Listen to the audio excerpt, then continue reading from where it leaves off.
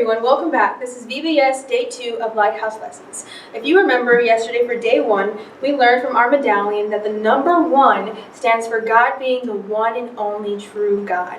And as we're going to learn about today's lesson, we need to go look at our treasure map real quick. Okay, so yesterday we learned that at Chameleon Cave, that although chameleons always change, God never changes. He is the one and only true God who always stays the same and is always awesome. Today we are making our way to Octopus Inlet. Alright, so I have our medallion right here. And our medallion has a big letter O right there in the center. And it stands for 3 big words: omniscient, omnipresent, and omnipotent. But before we get into those 3 big words, I want to show you our pal for today. Of course, at Octopus Inlet, we have a whole bunch of octopuses. And this is Flip, the flipjack octopus. She lives at the bottom of the sea, and God knows where she is and what she's doing at all times, because God is almighty. Alright, so before I talk more about her, we're going to get into our story for today. We're going to learn about Jonah. So if you have your Bible, you can go ahead and turn to Jonah chapter 1. I am going to read from right here. Okay, so our Bible account today starts with God telling Jonah to go to a place called Nineveh. God wanted Jonah to go there because it was a bad city and the people didn't know about the one true God. So Jonah was supposed to go and tell them God's judgment was coming. But Jonah didn't want to go there. He didn't like the people there. So Jonah decided to go in the other direction. Jonah went over here, paid some money, and got on a boat to go out to sea. Well, the boat started out, but the Lord sent a big wind and storm on the sea. The sailors on the boat were really afraid. They thought that the boat might break into pieces because the storm was so bad. They started throwing all the supplies off the ship to lighten the load. During this whole time, guess what Jonah was doing? He was sleeping. The captain went and got him up and told him to call on God. You see, the sailors had figured out the storm had come because Jonah was trying to run away from God. Jonah knew God had sent the storm because Jonah was trying to run away from him. But you can't run away from God, can you? He always knows where you are. So Jonah told the sailors to throw him overboard, and then God would stop the storm. And as soon as Jonah was thrown off the ship, the storm stopped. Alright, so guess what happened to Jonah when he fell into the sea? Let me get a picture for you. Right here, as soon as Jonah was thrown overboard and the storm stopped, God sent a big fish to swallow him. That's our big fish right there, and there's Jonah. He looks really afraid, and he's about to be swallowed by that big fish. Can you imagine being in the belly of a big fish for 3 days and 3 nights? That's where Jonah was. Do you think God knew Jonah was there? Of course he knew, because God knows everything in all times. He knows where we are, and he's even with each person all the time. If you're hiding under your bed, God knows you're there. If you're at school, God knows you're there. If you're playing hide and seek, God knows exactly where you are. Wherever you are, God knows, and he's there. So God knew where Jonah was. And God was with him, even though Jonah thought he was dying. But then he prayed to God, and God heard his prayer and commanded the big fish to vomit up Jonah onto the shore. God is so powerful that a fish does what he tells it to do. God can start and stop a storm. God can cause a fish to swallow Jonah, and God can command you to throw him back up. So do you think anything is too hard for God? Absolutely nothing is too hard for God, as the Bible tells us. He can do anything he wants to do. Do you think it's hard for God to make a star or a planet or even a person? Of course not. It's not too hard for God to see in the dark. And it's not too hard for God to bring Jesus back to life, which is exactly what he did. God is almighty. He has all the power. He is our amazing, all-knowing, all-powerful, always present God.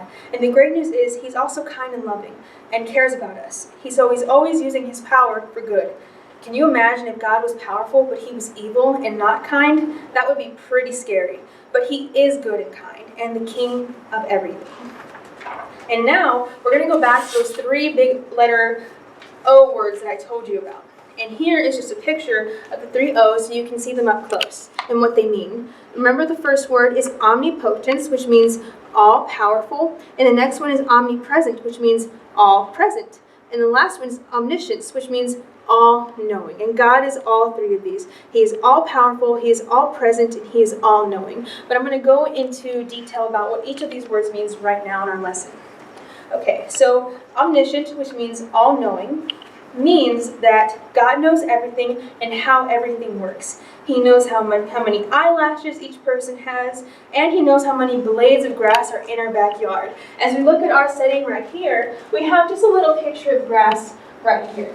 And it's pretty easy to count all these blades of grass. You can go 1, 2, 3, 4, 5 and count all the way through. But imagine counting all the blades of grass in the world. It's impossible. Imagine counting all the fish in the ocean. That's impossible.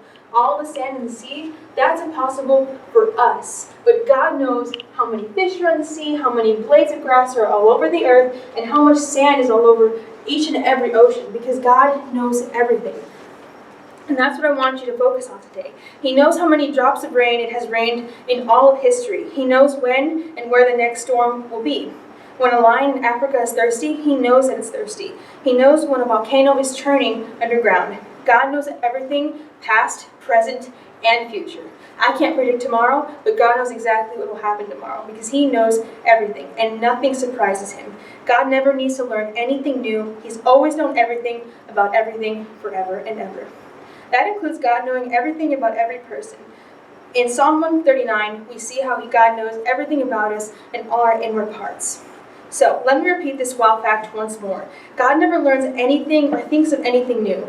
Forever he has known exactly what a tarantula will be like, a dragonfly, or an iguana, and the stars and planets. He knows when every person will be born and what they're going to say before they even say it, and everything else. God knows everything, and God is almighty. Again, that first word was omniscient, which means all-knowing. God knows everything. Our second word is omnipresent, which means all-present. I'm going to show you a picture of a bunch of animals that are hidden in this picture. We see in the first one, there's a spider hidden in a yellow flower. And it's hard to see at first what it is, but it's there and it's hiding. In the second one, we see a bird that's hiding as well. The rest of the pictures, we have animals and creatures hiding in there. And we can't see them at first, but guess who knew where they were before even looking at them? God knew exactly what each creature was and where it was. Although it's hard for us to see at first, God knew exactly where they were. And that's what this picture shows us. Octopuses, if you didn't know, are the masters at hiding. As we go back to the flipjack octopus, who lives at the bottom of the sea, we know that she lives in dark surroundings, but God knows exactly where the flipjack is. She reminds us that we can think we're hiding from God, but there's nowhere we can go that God is not. Flapjack octopuses are mysteries of the deep. They are down at the bottom of the sea in the darkest black, and not much is known about them. But God sees them, and he knows right where they are. Nothing is hidden from God, including a flapjack octopus. God is everywhere at the same time, all the time. And God is also with you all the time. There's absolutely nowhere that you can be that God is not there. You can never run away from him like Jonah tried to. So how does that make you feel, knowing that you can never ever be away from God? He sees everything that you do. God is everywhere at the same time, all the time, because God is almighty. And the last word we're going to learn today is omnipotent, which means all-powerful. And I have one last picture to show you. This poster shows us that God has power. With Jonah, we see God cause the storm to stir up, and in this situation, he stilled the storm. Only God has that power. There's no such thing as Mother Nature. Only the one true God has power over nature. God also healed many sick people. That shows he has power over what? He has power to heal people. He has power over medicine and operations to help sick people. He gives scientists wisdom and talents to develop these medicines and procedures. But only God has the power to heal people on his own according to his will. God has told a dead person to get up, and he did. He has power over death. There's no one else who can bring a dead person back to life. Nobody. Only God has that power. God also has power to create from nothing. No one else can make something from absolutely nothing. Only God has that power. And we see that through each and every one of these posters. These pictures show us that God is all-powerful and God is almighty. And that was the last word. That was omnipotent, which means all-powerful. God has power. All right.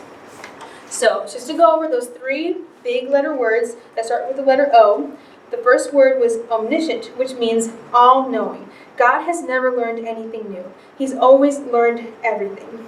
What does the word omnipresent mean? It means that God is all present. He is present everywhere at the same time, all the time. He's here right now, even though we can't see him.